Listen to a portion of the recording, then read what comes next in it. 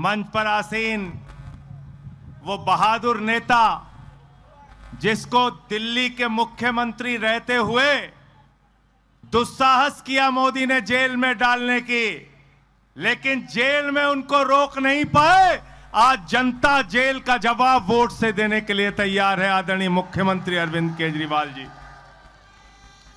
मंच पर मौजूद एनसीपी के, शिवसेना के, कांग्रेस के, आम आदमी पार्टी के, समाजवादी पार्टी के, इंडिया गठबंधन के सभी नेतागण, साथियों और दोस्तों, जब हम लोग आए तो यहां पर हमने छत्रपति शिवाजी महाराज के प्रतिमा पे माल्यार्पण किया।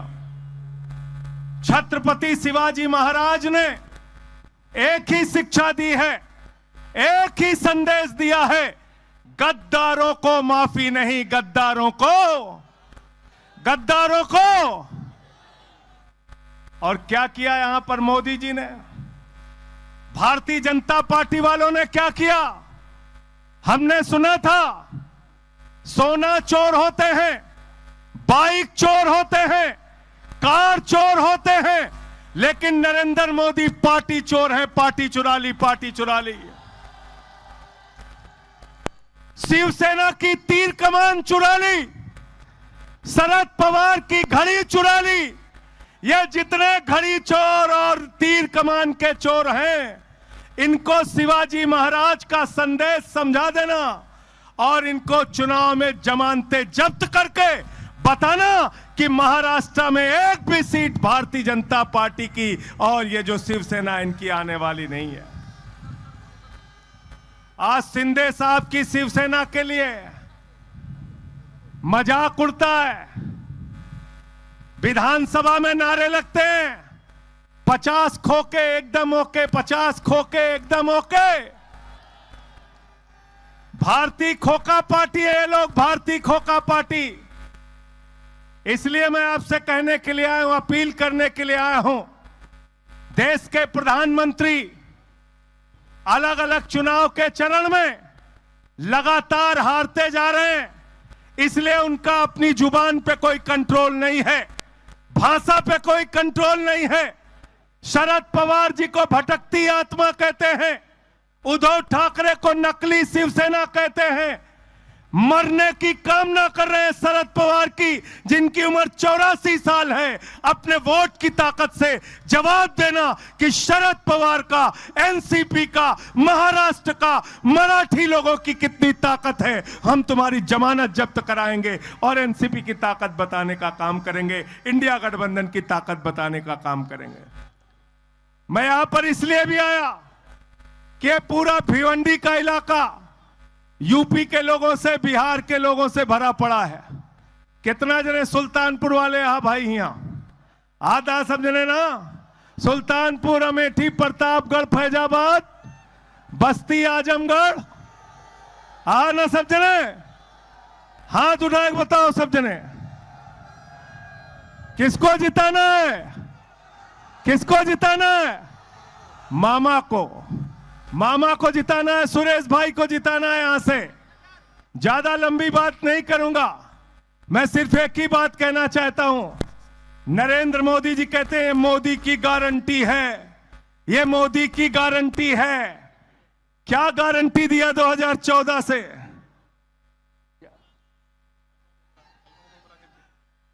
क्या गारंटी दी? अच्छा, इसके बाद मुझे मुमरा की सभा में जाना था, मैं नहीं जा पा रहा हूं। जितेंद्र अवार्ड जी से माफी चाहता हूं। आप सब लोग मुमरा की सभा में पहुंचिएगा और वहां मसाल है, मसाल पे वोट दीजिएगा उस लोकसभा क्षेत्र में। यह भी आपसे अपील करना चाहता हूं। साथियों और दोस्तों, मोदी जी कहते हैं हमारी ये गारंटी है, ये गारंटी है।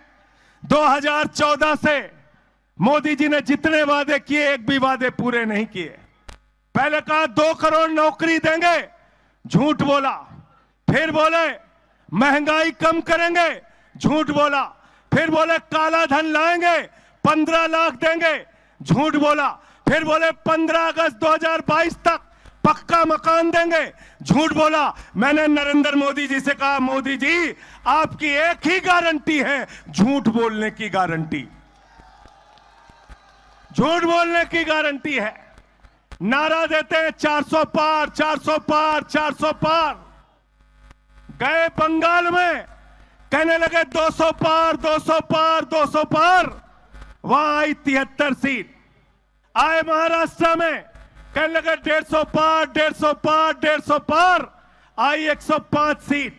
गए कर्नाटक में, कहने लगे 130 पार, 130 पार, 130 पार। आई 65 सीट। गए दिल्ली में, कहने लगे 45 पार, 45 पार, 45 पार। आई 8 सीट। गए हरियाणा में, कहने लगे 75 पार, 75 पार, 75 पार। आई 40 सीट। गए मिजोरम में, कहने लगे 21 पार, 21 पार, 21 पार। आई 1 सीट। अब करें 400 पार, 400 पार, 400 पार। जनता करे तड़ी पार, तड़ी पार, तड़ी पार। तड़ी पार करना है कि नहीं करना है? इनको करना है, करना है ना। ये बैठे हैं दिल्ली के मुख्यमंत्री केजरीवाल जी, जेल में डाल दिया इनको। मुझे 6 महीने जेल में रखा।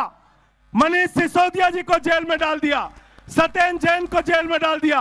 अरे केजरीवाल की आवाज को दबाना चाहते हो? जितनी भी कोशिश करोगे नरेंद्र मोदी जी, अरविंद केजरीवाल और मजबूत होकर तुमसे लड़ाई लड़ने के लिए तैयार रहेगा। अब केजरीवाल को पकड़ के जेल में डाल रहे हो। केजरीवाल तुम्हारी जेल से डरने वाले नहीं है। दिल्ली के लिए बिजली, पानी, शिक्षा, स्वास्थ्य, इस देश का भविष्य बनाने के लिए काम कर रहे हैं।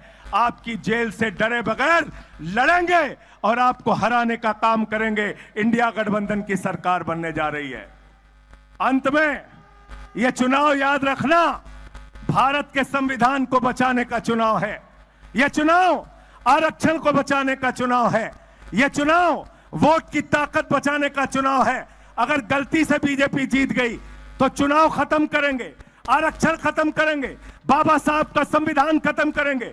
जो बाबा साहब का संविधान खत्म करना चाहते हैं, उनकी राजनीति को खत्म कर देना, उनको जीरो पे पहुंचाने का काम करना। अंत में इन्हीं लाइनों के साथ कि कैसे कैसे मंजर अभी आने लगे हैं और गाते गाते लोग चिल्लाने लगे हैं, बदल डालो अब इस तालाब के पानी को। कमल के फूल तो मुरझाने लगे हैं, कमल के फूल तो मुरझाने लगे हैं।